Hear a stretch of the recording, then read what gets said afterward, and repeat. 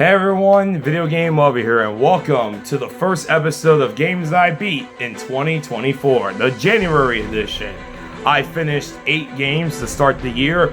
I know that January isn't over yet, but the reason I'm doing this now is because I don't think I'm going to be able to finish one more game before the month ends, so why don't I finish it now? So anyways, before I start, I did pick up, my thrift store has been doing good lately. I don't know what's it with even years, but been finding some games. Bionicle Heroes for the Wii, but unfortunately the game doesn't really work. I played through the first level and then the game crashed.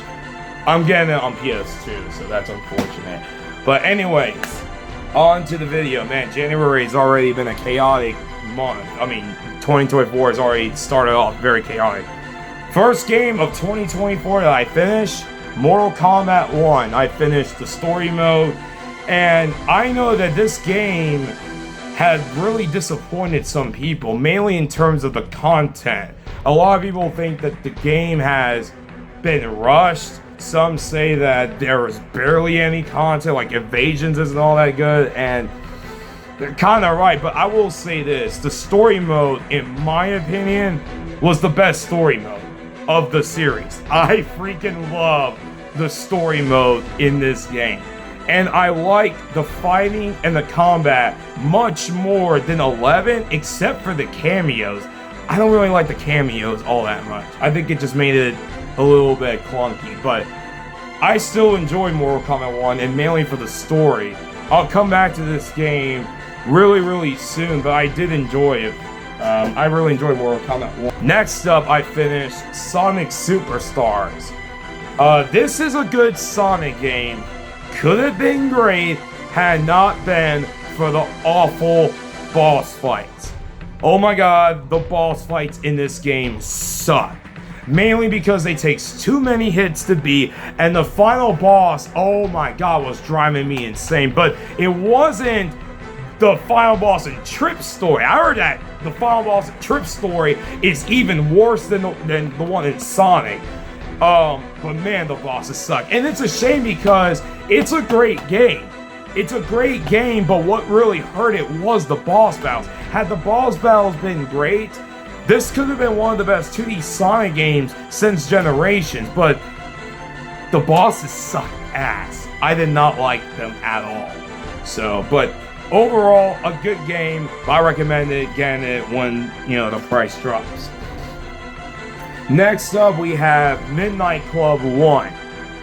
This is one of the most frustrating racing games I have ever played. This is the main reason why I don't like to play racing games, especially in the PS2 generation. Let me explain why. Physics that make no sense. Check. Touching the car by just a mere 7 mirror causes your car to swerve for no reason. Check. Rubber band AI? Check. Even though it's not really that bad in this game, but there's other racing games that have that. And levels that are so complex and you're gonna lose in your very first time. Check. Oh my god, and also let me add that you have to follow the challengers, and they're so unbelievably fast that you screw up once, you gotta do it all over again. This game was a nightmare to finish. Oh my god. I'm so worried. Now, I heard that 2 and 3 and the 1 on the PSP are much better, but man, this is the main reason why I don't like to play racing games that much, especially in the PS2 generation. They just have so much rubber band AI and so much scrutiny. It's just not a lot of fun to play with. So, just unfortunate. I didn't really like that game a whole lot. Next up we have SmackDown vs. Raw 2007 on the PSP. This is a really impressive version of SmackDown vs. Raw because, it's on the PSP, and it's amazing that they were able to bring everything from the PS2 game to the PSP, and it plays really well. I did the story mode as Carlito, and I had a lot of fun with the story mode in SmackDown vs. Raw 2007. I do plan on playing 2010 and again the other games down the road. Alrighty, at long last, I don't know why, but I finally got through my Xbox backlog. These 2 games have been in my backlog forever. I don't know why. I bought them at the very end of 2021. like I would say December 27th, and for some reason I just never got to these two games, but I ended up finishing both games. And I like them, but they have some issues.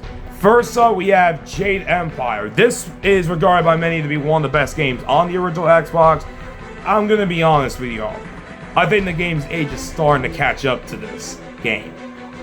Because, man oh man, the combat can be stiff at times. And man, the frame rate can drop to like 15 frames per second and 10 frames per second. It can be rough playing through this game. But I still like this game quite a bit. It was a lot of fun. BioWare made this game. If you love Knights of the Republic, you're gonna like this game.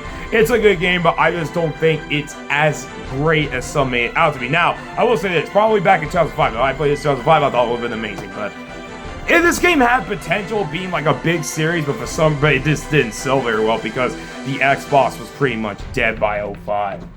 And you can say the same thing about Sudeki. I finally played through this game. This game is a really weird game in terms of gameplay because it's an action RPG hack and slash with first-person shooters because two of the four characters, I kind of forgot her name, Alicia, I think that's her name, and Elko, they can shoot. And it's like a first-person shooter, while Tao and Buki, who Buki has a big ass, by the way, damn, play like a hack and slash. So, it's a good game, but I recommend grinding because the final boss is really hard. The final boss is really hard. You need to be at least level 30 to beat him, but it's really easy to level up. It's really easy to level up in this game.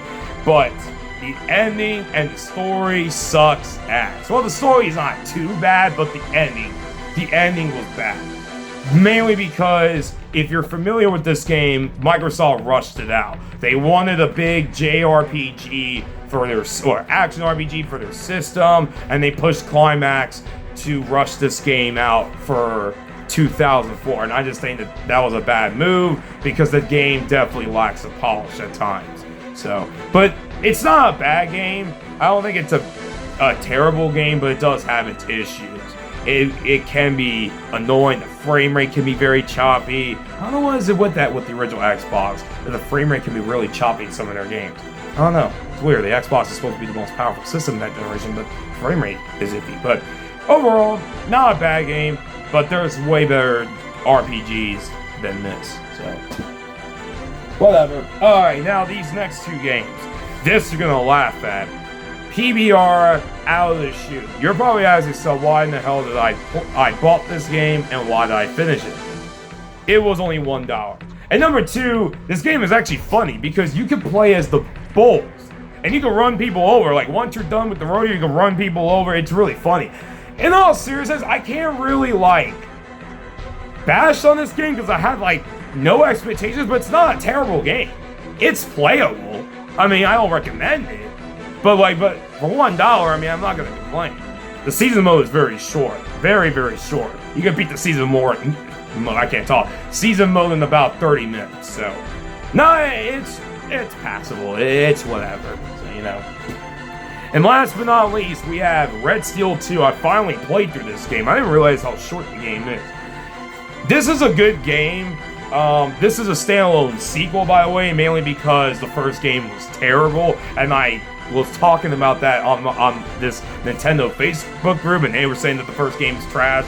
So, but I don't understand why it's called Red Steel 2. If it doesn't have nothing to do with the first game, they should have just called it something else, and I think it would have sold a lot better. You do need Motion Plus. Without it, this game isn't going to work. So, this is a good game, but it can be very clunky at times because it's a first-person shooter and hack and slash, and you're switching between gun and sword, and God, I'm just so glad that the days of swinging your remote as a sword is over because I didn't like it in Skyward Sword. It's the main reason why I hated that game, and I didn't really like it here because there were times I tried to do the sword right, and it just wouldn't work. And I ended up dying a lot.